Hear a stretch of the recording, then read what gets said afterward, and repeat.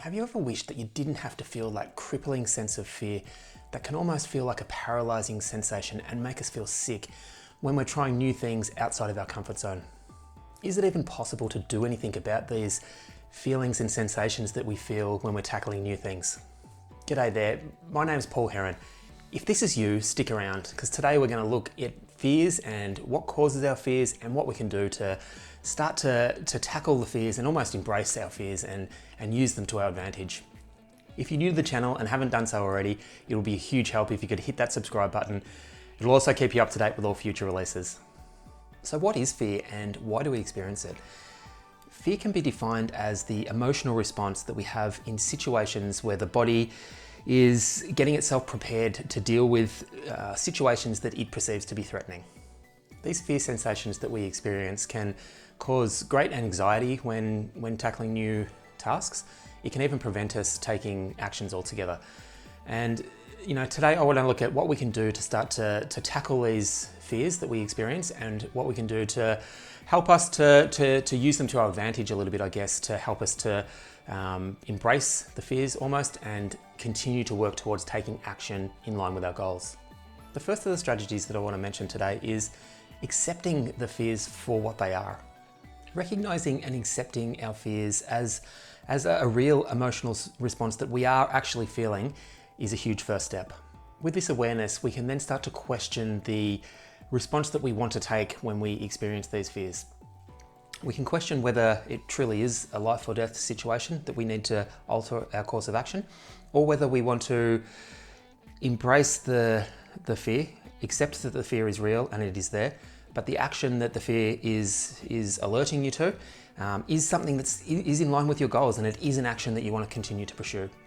The second point I want to raise today is there a possibility that we can look at what we're experiencing through a slightly different lens? Are we able to reframe the emotional response that we're having in a slightly more optimistic, positive way that can help us to continue on our path of taking action?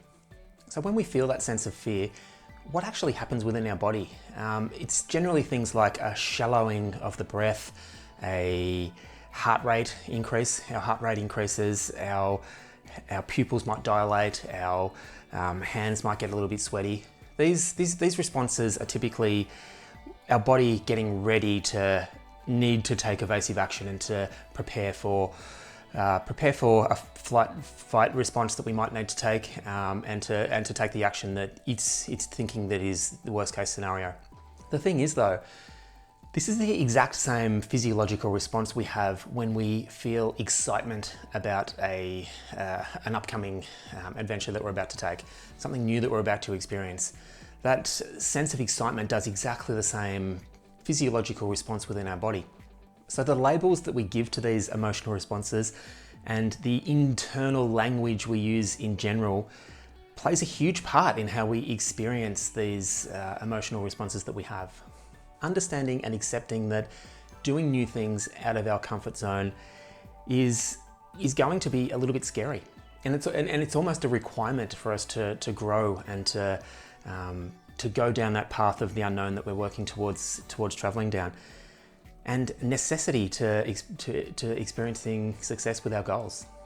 So if we can start to reframe that experience of from the negative, fearful, scary, needing to push away from it to the excitement that might be being experienced towards taking on new challenges, the more we can start to reframe that feeling that response that we're having to something more positive can really help propel us towards the action that we need to take.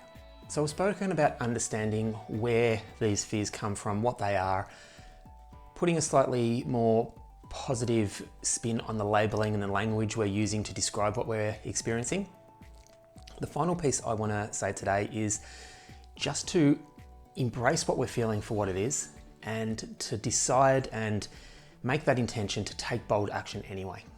In the end, taking new action outside of our comfort zone, tackling new, challenging, exciting tasks requires an element of discomfort along with that.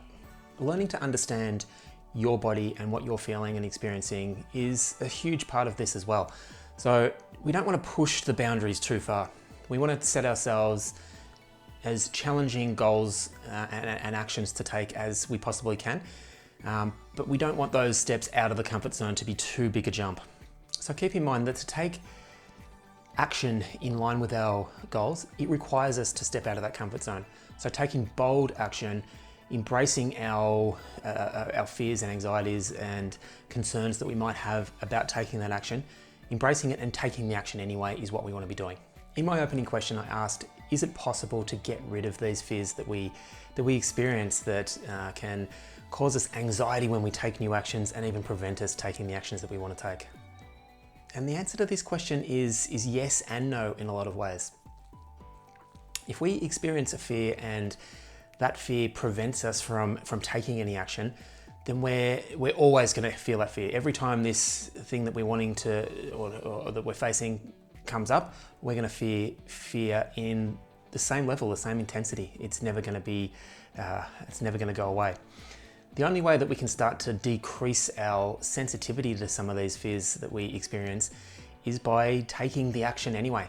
So using the fear as a tool, as a guide, as a prompt to ask ourselves a question. Is this something that we want to continue doing anyway? To boldly take action in spite of the fear, to bring the fear with us almost and tackle the task that we want to be doing. And then each time we do that, we will have a slightly reduced sensitivity towards the task that we're looking to do. As things become more comfortable to us, they become things that are kind of more in our comfort zone, we don't feel fear to the same level that we used to. What I'm always sort of working with people at doing though is we're constantly sort of pushing our boundaries and taking steps a little bit further out of our comfort zone. So embracing fear and working with fear is something that I think we all should be doing if we want to experience that growth that many of us are looking for.